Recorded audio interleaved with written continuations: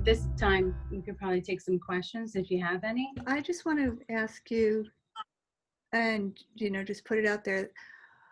Oftentimes I see parents with their phones on texting near their children.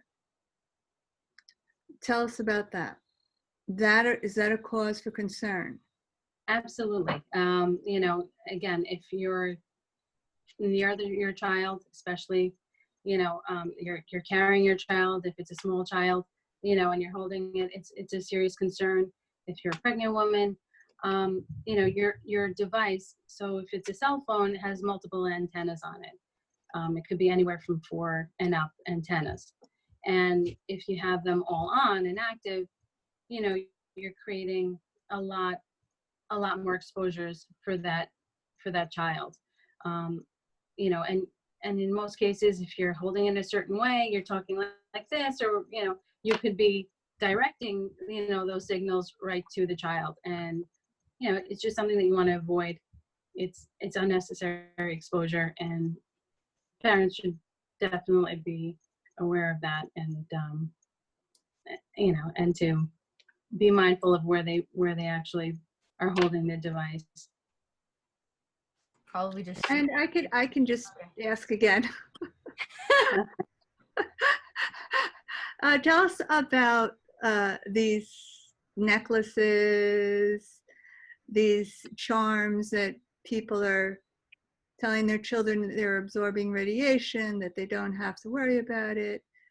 Tell us about whether or not you've seen any studies regarding this, and why. The question for me is, why do you think that people are so attracted to something like this rather than digging into the science? So I'll answer your last kind of question first. I think it's a matter of convenience. Unfortunately, people don't want to have to change their lives in big ways, and change their habits and what they've been doing. Everyone's addicted to the phone. It's just so easy. You're basically holding a computer in your hand, and then there's so many other components to it that are literally addicting. So one is, I think the major problem parents face is having to limit that, even with their own use, and of course their children, it's even harder. So one is, it's an inconvenience like that, and two is, if you can find a easy fix, I think that's where some of these necklaces and other blocking devices can look attractive. But honestly, I haven't found anything that's really a good source of proven material and studies that they actually block anything. A lot of them will I guess advertise that they kind of neutralize signals, or they're blocking them. But again, the only way you're going to block this is if you turn off the signal, especially these signals we use now on the phones. They're beacon signals, so they radiate. It's not directional. So to wear a charm on your neck and to think that your whole body is going to be protected, I think is unrealistic. And again, if you can just visualize that these waves are radiating out, a little charm that you wear on your neck, or the little like gold plate, or the round medallion they put on their phones, really isn't going to do anything. And I believe that there's some studies that have shown that when you have them on your actual device, they can actually cause more of a stronger outflow in a certain area of that device.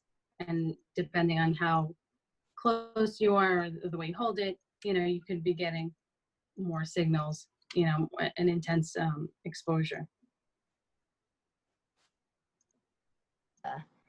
Can you show us the best way to hold your phone for your child and for yourself? Good question. So yeah, that's a great question. So the best way is airplane mode, if you're going to be carrying it on yourself. If you're going to be using it to talk, or the best thing is to put it on speaker and use a stand. They have really inexpensive ones like $7. It's almost like a little easel. There's other things that you can use that are like a selfie stick or stand. Those are great too. You don't want to have long time exposure of holding it and holding it close to you. Another great tool to use, especially for kids, is if they're going to be watching something, try to download it first and then put your phone in airplane mode, and then the kids can watch it without any, worry about radio frequency exposure. I know I do that with my kids. Yeah. Another great thing is the adapter for Ethernet to your phone, iPad. Those work great.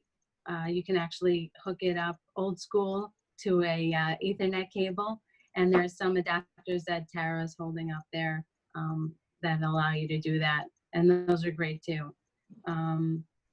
So what the American Academy of Pediatrics recommends is actually not to use the device for a long time and to download any content like movies or play games offline. And offline just means, basically in airplane mode, especially in the car. The cars can create a really wireless hotspot. It's a metal box, just like a microwave. And so what you're doing is concentrating those waves inside that metal box because they can't escape. And we often get that question, how do we hold a cell phone? And the answer, I would say, probably my answer would be to parents is to please, what's it called, the reverse square? What's it called, the reverse square rule? The reverse square law. Yeah. Reverse square. Yeah, so the farther you are away, that it really helps. So keep a good distance between you and the phone and tell your child they have to move away. That's the way I would do it. Right? Would you do that? Yeah. I don't know if Tara's got a little guy too, but definitely. And, there's no reason for them to be watching something on their phone when they could be watching it on the TV, if it's Netflix or, something else, or a wired laptop. There's always other ways to do it. Honestly, the phone, unfortunately, we use it for everything. And, in the case of kids, I guess initially why parents really do get it is so that you can reach your child when you need to.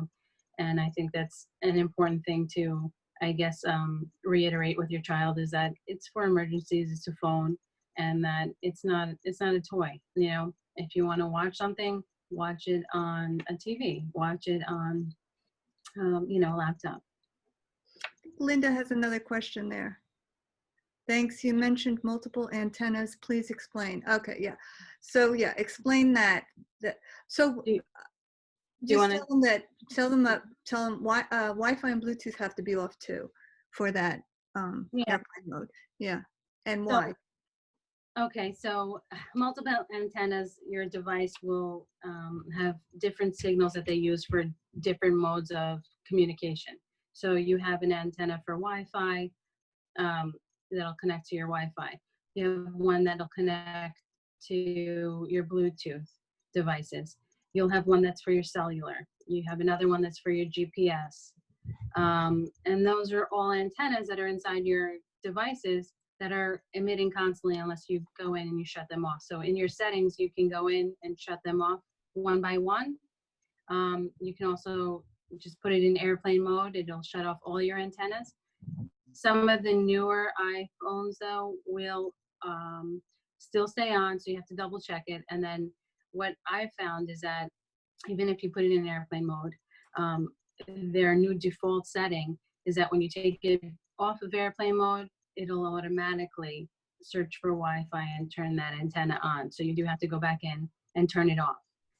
So what I do for myself is that I don't have Wi-Fi at home. I don't use Wi-Fi. I don't use the Bluetooth.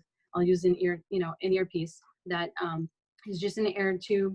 Doesn't have any additional magnets in there that'll create, any other dirty electricity and things like that.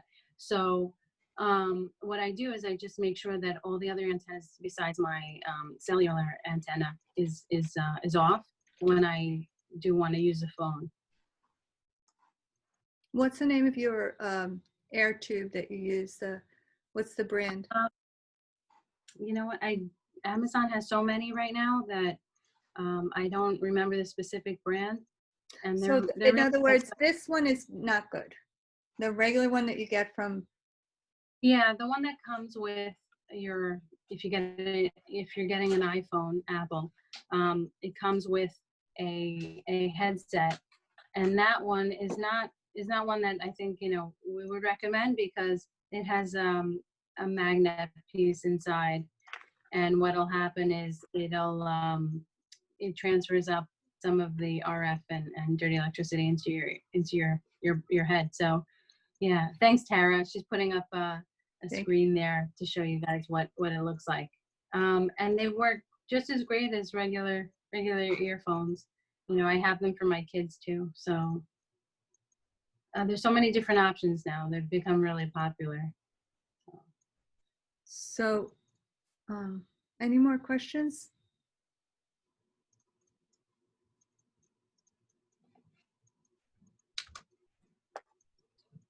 This is a really good chart. That was a really good chart that Tara brought up. Okay, you want to explain that a little bit? I can just put it, I'm going to paste the link. So that's one of the toolkit links. It's Wi-Fi in schools, and that one is really packed with information. So maybe everyone, if they want to just go over there, because we have only a minute, less than a minute. So I want to be able to say goodbye. Cuts us off. So thank you everyone for joining. Thank Yeah, you thank so you. much. Thank you, everybody. Bye. Bye.